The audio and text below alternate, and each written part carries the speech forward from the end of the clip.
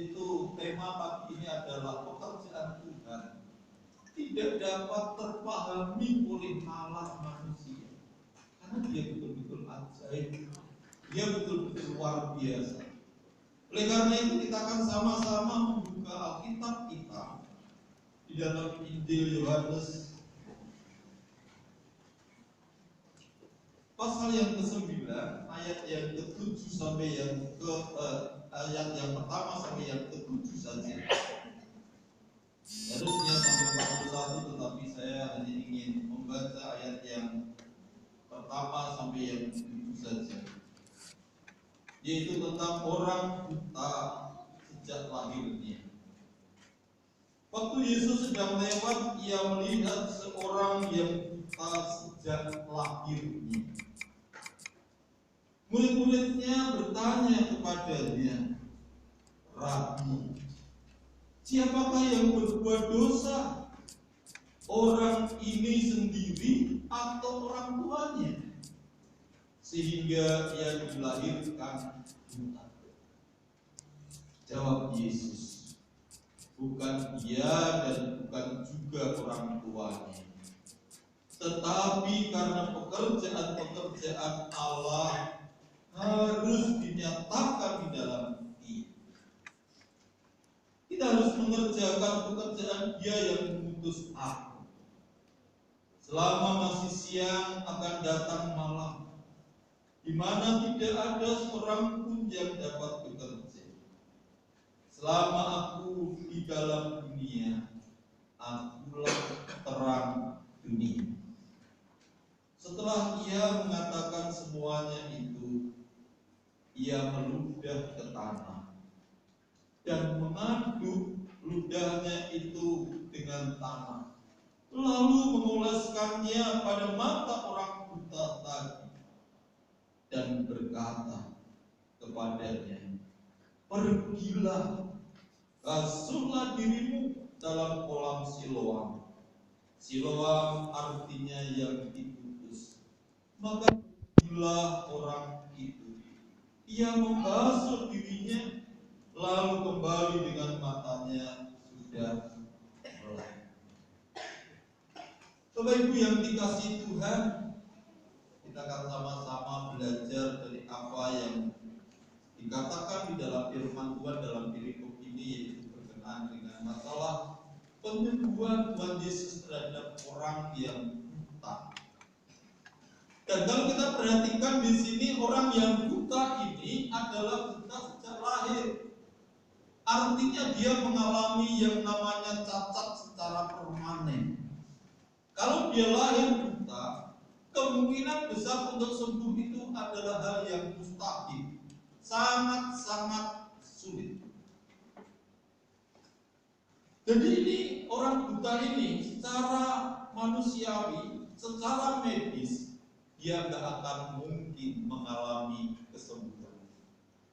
Tetapi apa yang terjadi dengan orang buta ini pada saat Yesus datang dalam kehidupannya, di dalam kemustahilan itu, ternyata pada saat Allah ada di dalamnya, pada saat Yesus ada di dalamnya, yang mustahil itu menjadi hal yang mungkin. Amin. Jadi pada saat Yesus ada di dalamnya, hal yang mustahil itu, hal yang tidak mungkin itu bisa menjadi mungkin. Sehingga apa yang terjadi, orang yang sudah buta sejak lahirnya, tadi akhirnya menjadi apa? Dia bisa melihat, artinya dia bisa mengalami kesembuhan. Inilah yang menjadi hal yang luar biasa yang dikerjakan oleh Tuhan Yesus. Tetapi pagi ini yang akan menjadi perenungan kita, yaitu di ayat yang ke-6 dan yang ke-7, yaitu berbicara masalah bagaimana Tuhan Yesus menyembuhkan orang buta itu. Kalau di sini dikatakan setelah ia mengatakan semuanya itu, apa yang dilakukan Tuhan Yesus melakukan apa? Yaitu ia meludah ke tanah dengan tanah lalu memoleskannya pada mata orang buta itu. Kira-kira apa yang dilakukan oleh Tuhan Yesus pada saat dia menyembuhkan orang buta itu kira-kira masuk akal enggak Bapak Ibu? Kira-kira pada saat Bapak Ibu sakit, lalu tiba-tiba ada seorang dokter ya tidak menawarkan obat, tapi apa yang terjadi? Mungkin meludah di tempat Bapak Ibu yang sakit, kira-kira Bapak Ibu. Mungkin orang-orang yang berpikir, orang-orang yang hadir pada waktu itu, Tuhan Yesus kemproh ya enggak? Betul enggak? Ini gak masuk akal, secara medis pun juga gak masuk akal. Bagaimana mungkin orang itu melakukan hal yang seperti itu? Tetapi yang kita perhatikan bagaimana Tuhan Yesus mengerjakan sesuatu yang ajaib. Seperti dikatakan di dalam Lukas pasal yang pertama ayat 37. Sebab bagi Allah tidak ada yang mustahil. Jadi apa yang dikerjakan oleh Tuhan, dia betul-betul ajaib, dia betul-betul luar biasa. Walaupun apa yang dikerjakan itu secara manusiawi tidak masuk akal. Kenapa tidak masuk akal? Karena yang pertama, yaitu berkenaan dengan cara Yesus menyembuhkan orang buta tadi, yaitu dia mengaduk ludahnya dengan tanah lalu dioleskan. Secara medis seharusnya dia bukan sembuh, tetapi dia pasti akan parah. Ya enggak? Kalau misalnya coba Bapak Ibu mungkin sakit belet, lalu ada seorang dokter sini diadukkan ludahnya sama mungkin tanah gitu lalu dioleskan gitu, Bapak Ibu pasti marah-marah, maki-maki orang itu atau dokter itu kan, betul nggak? Tetapi apa yang dilakukan oleh Tuhan Yesus ini gak masuk akal, ini gak masuk nalar.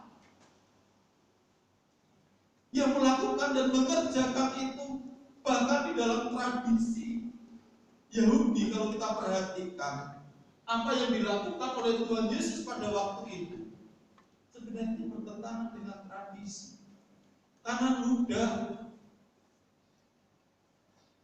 bagi tradisi Yahudi itu adalah sesuatu yang najis.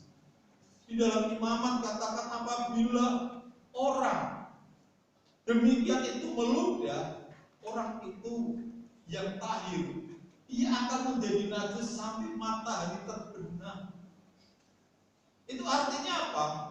Bahwa air liur atau ludah itu sesuatu yang najis. Karena konsep bagi orang Yahudi, segala sesuatu yang keluar dari tubuh kita itu semuanya itu adalah najis. Benar enggak? Kalau kita perhatikan, segala sesuatu yang keluar dari manusia itu sebenarnya enggak ada gunanya. Coba sebutkan Bapak Ibu, apa yang keluar dari tubuh kita kira-kira yang berguna? Dari mata, keluar apanya? Keluar doe itu. Siapa yang mau menampung lodok kita? Dari mulut kita air liur ya, iler. Nek burung walet bisa dijual 1 kilo itu harganya mahal, ya kan? Tapi siapa yang mau menampung ilernya Bapak Ibu sekalian? Ditampung, dikiloni gitu mungkin ya. Seolah-olah kita ini kalah dengan burung walet dan sebagainya. Jadi apa yang keluar dari tubuh kita itu sebenarnya nggak ada gunanya. Maka konsep orang Yahudi, segala sesuatu yang keluar dari tubuh manusia, maka ludah itu adalah sesuatu juga yang sifatnya najis. Tetapi kenapa Tuhan kerjakan itu bagi orang buta pada waktu itu? Dan yang kedua yang dipakai, media yang dipakai oleh Tuhan untuk menyembuhkan yaitu apa? Tanam. Bapak Ibu, biasanya untuk menanam. Tetapi pada waktu itu Tuhan pakai tanah itu untuk menyembuhkan orang yang buta tadi. Dan tanah itu menggambarkan apa? sesuatu yang panah, sesuatu yang terbatas, sesuatu yang hina. Jadi apa yang dipakai oleh Tuhan? Sesuatu yang najis, sesuatu yang hina, sesuatu yang tidak berguna.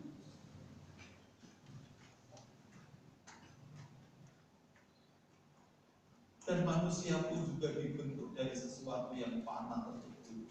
Itu kalau kita membaca di dalam Kejadian pasal yang ketiga ayat 19, manusia itu dibentuk dari debu tanah, dari sesuatu yang panah sebenarnya.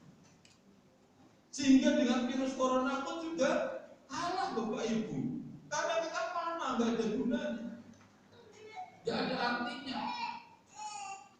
Jadi tanah kurang memiliki makna dan kurang berarti. Tetapi apa yang terjadi dari sesuatu yang najis dan panah tersebut, ternyata jika ada di tangan Tuhan, itu bisa menjadi sesuatu yang mulia, bisa menjadi sesuatu yang ajaib. Itu artinya, jika kehidupan kita yang panah, kehidupan kita yang tidak bermakna itu, kita hanya berjuang dengan sendirinya, maka gak ada arti apapun. Tetapi pada saat Allah hadir, Allah menjamah kehidupan kita, maka seperti manusia yang pertama pada waktu itu, pada saat manusia dibentuk, maka apa yang dilakukan oleh Tuhan, yaitu menghembuskan nafas kehidupan, memberikan roh Allah di dalam kehidupan manusia, sehingga manusia memiliki makna dan arti. Jadi dari sini kita bisa memperhatikan dan melihat, jadi dari sesuatu yang najis, dari segala sesuatu yang panah, ternyata jika ada di tangan Tuhan, itu bisa menjadi sesuatu yang mulia. Itu artinya firman Tuhan ini mengingatkan kepada kita bahwa kita ini adalah orang-orang yang sangat lemah. Kita ini adalah orang-orang yang tak berdaya. Oleh karena itu Tuhan perlu ikut campur tangan di dalam kehidupan kita. Allah perlu hadir di dalam kehidupan kita. Supaya kita apa? Kita bisa menjadi mulia, kita bisa menjadi berharga, kita menjadi orang-orang yang luar biasa di dalam kita.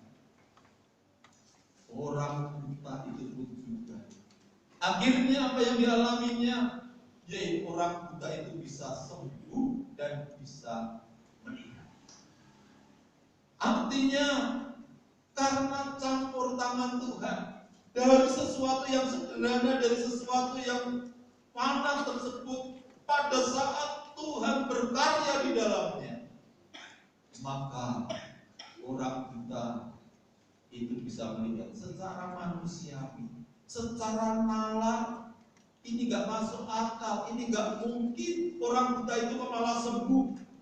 Orang yang melek, orang yang bisa melihat, kalau dikasih campuran debu dengan ludah kita, pasti dia jadi buta, ya kan? Tetapi ini yang buta ternyata bisa menjadi melek. Kalau kita yang mengerjakannya, yang melek bisa menjadi buta.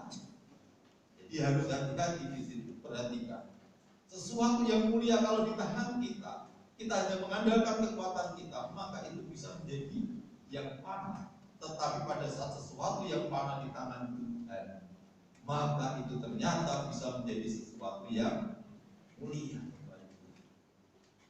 Dan apa yang dikerjakan oleh orang yang buta tersebut, sehingga dia bisa mengalami kesembuhan dan bisa melihat, yaitu orang buta pun juga taat kepada Tuhan.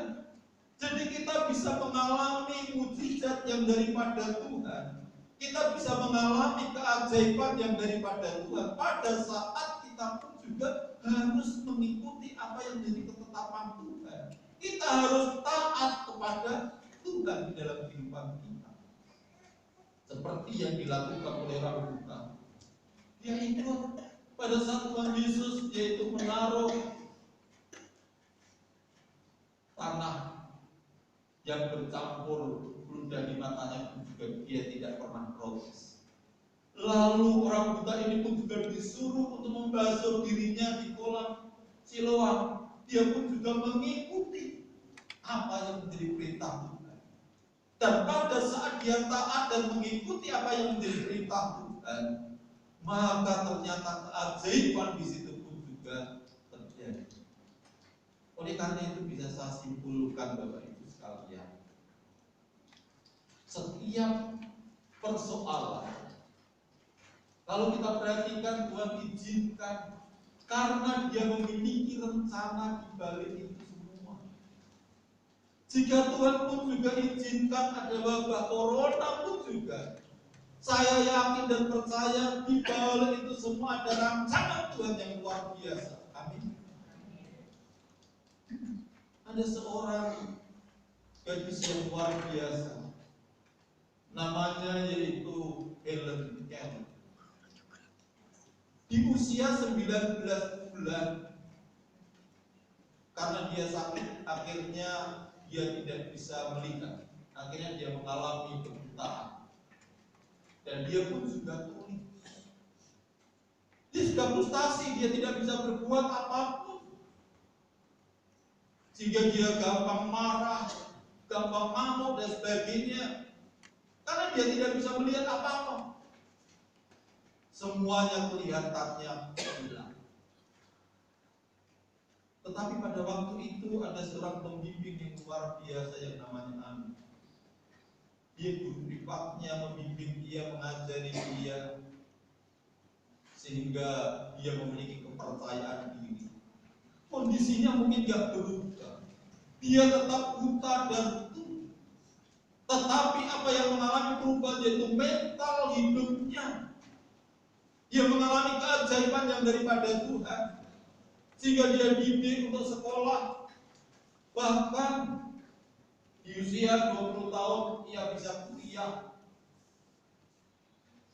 di universitas, yaitu di bawah Harvard. Yaitu ternyata dia bisa lulus 4 tahun dengan predikat apa? Magna cum laude.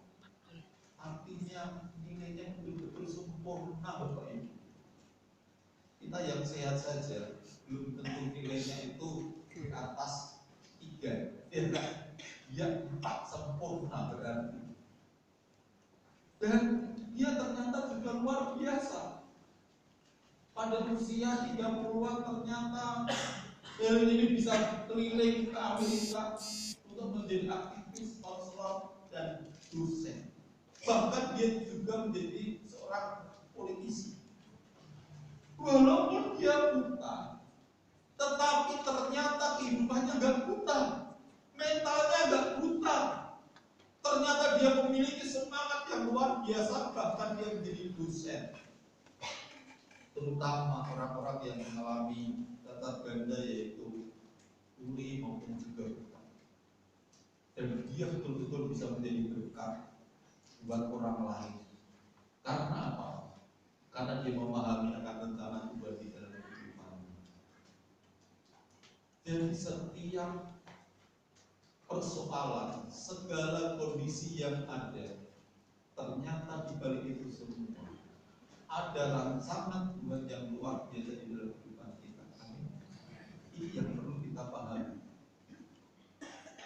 Lalu yang kedua, ternyata cara Tuhan untuk menolong kita itu kadang-kadang tidak masuk akal, kadang-kadang aneh, kadang-kadang gak bisa kita selami di dalam kehidupan kita. Seperti apa yang dilakukan oleh Tuhan Yesus terhadap orang buta tersebut. Orang buta ini disembuhkan hanya dengan ludah dan tanah. Ini gak masuk akal di dalam kehidupan kita. Pada saat Tuhan menuntut bangsa Israel, mereka itu gak pernah menanam, mereka pun juga gak pernah menuai. Tetapi bagaimana Tuhan memelihara kehidupan mereka? Yaitu memberikan mana dan burung hidup. Sehingga mereka gak pernah kelaparan selama 40 tahun. Jadi jika Tuhan izinkan masalah terjadi, ternyata pun juga Tuhan sanggup untuk menolong setiap kita. Oleh karena itu mungkin virus corona terjadi dan mewabah di mana-mana di seluruh dunia ini. Tetapi yakin dan percayalah, kalau engkau menyertakan Tuhan di dalamnya, maka pertolongan Tuhan, perlindungan Tuhan, kasih kuasa Tuhan itu juga akan senantiasa menaungi di dalam kehidupan kita. Amin. Tetapi kita juga perlu hati-hati dan waspada di dalamnya. Jadi cara Tuhan menolong kita kadang-kadang aneh. Kadang-kadang gak masuk akal dan gak masuk nalar di dalam kehidupan kita. Saya merasakan pada saat saya kuliah di Abdiel, saya berdoa pada Tuhan. Saya ingin lulus 4 tahun pada waktu itu. Saya sudah mengatur schedule saya untuk kuliah dan sebagainya.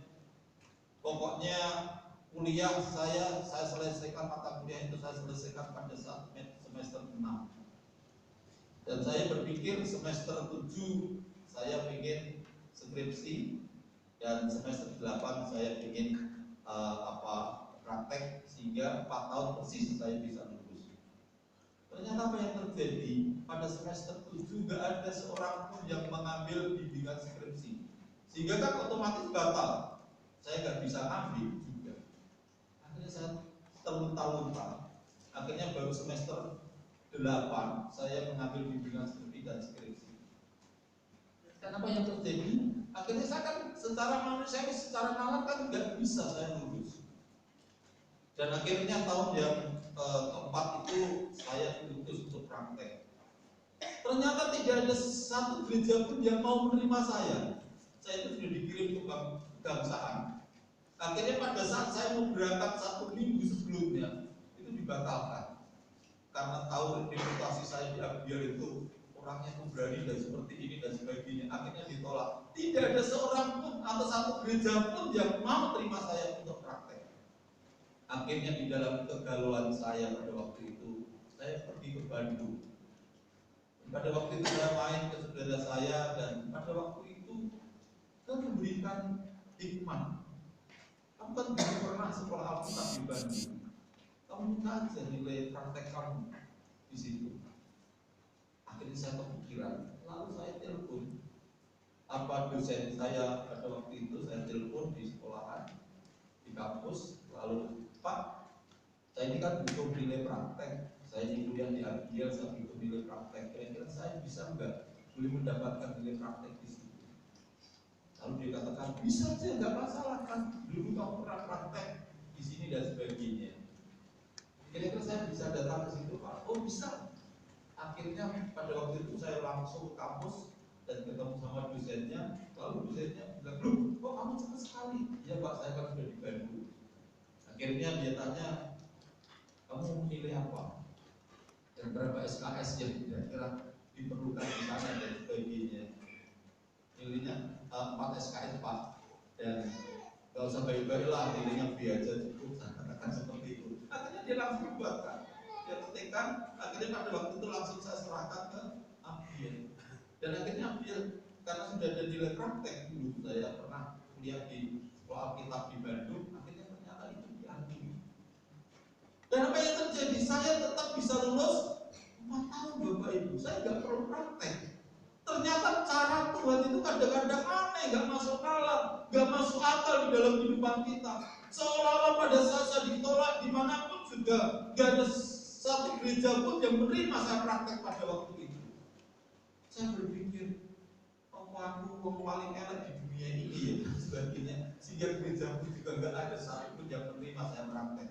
Ternyata di balik itu semua ada rancangan Tuhan, ada rencana Tuhan yang Tuhan ingin menyatakan, mengabulkan apa yang menjadi kerinduan saya, yaitu lulus kuliah 4 tahun.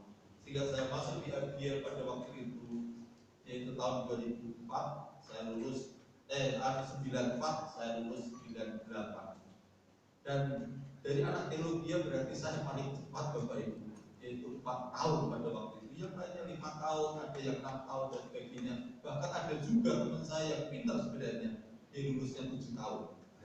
Dia repot, yaitu 7 tahun. Kalau dia bertahan sampai 8 tahun berarti dia itu enggak diakui lagi. Oleh karena itu, marilah kita pahami bahwa cara Tuhan menolong di dalam kehidupan kita kadang-kadang gak masuk nalar kita. Kita nggak tahu bagaimana cara Tuhan menolongnya. Oleh karena itu apa yang harus kita lakukan? Yaitu kita harus senantiasa melibatkan diri kepada Tuhan. Seperti yang dialami oleh Naaman pada waktu itu. Dia seorang pemimpin. Dia pengen mendapatkan kesembuhan, tetapi apa yang dilakukan oleh Nabi Elia pada waktu itu? Dalam pikirannya, dalam benak hatinya, dia berpikir mungkin Elia pun juga akan menemui dia lalu mengatakan sesuatu kepada Naaman. Tetapi ternyata hanya melalui hujannya dia disuruh yaitu mandi di sungai Yordan. Yang notabene sungai itu sangat kotor, gak masuk akal. Tetapi pada saat Naaman taat, apa yang terjadi? Dia juga mengalami kesembuhan. Ketaatan ternyata menghasilkan kesembuhan dan mujizat di dalam hidup. Dan yang terakhir yaitu mujizat terjadi saat kita betul-betul sungguh-sungguh percaya kepada Tuhan. Pada saat kita sungguh-sungguh percaya kepada Tuhan, kata percaya di situ mengandung kata bisnis, percaya aman, keadaan yang benar dan dapat diandalkan.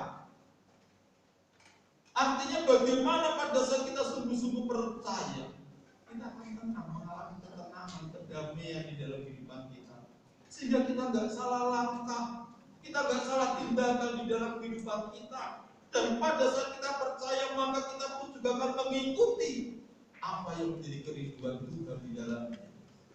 Seperti perempuan yang mengalami pendarahan 12 tahun pada waktu itu.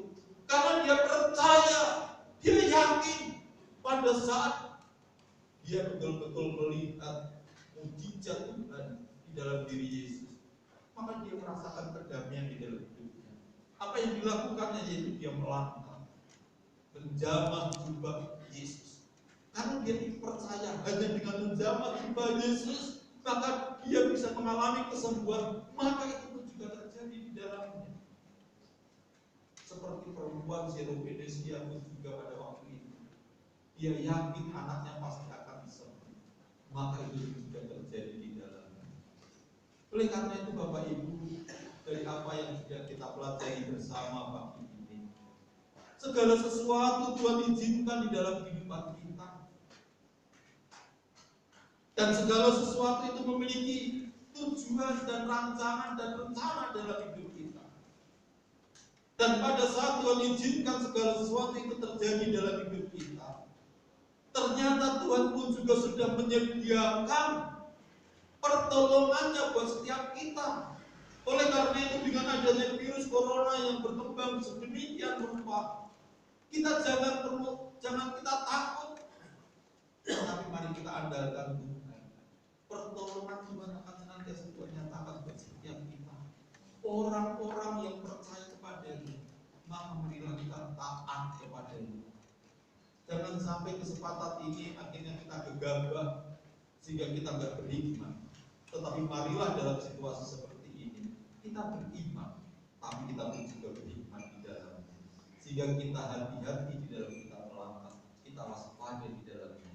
Tapi yakin dan percaya pertolongan Tuhan, perlindungan Tuhan, proteksi daripada Tuhan itu juga akan Tuhan nyatakan buat setiap kita.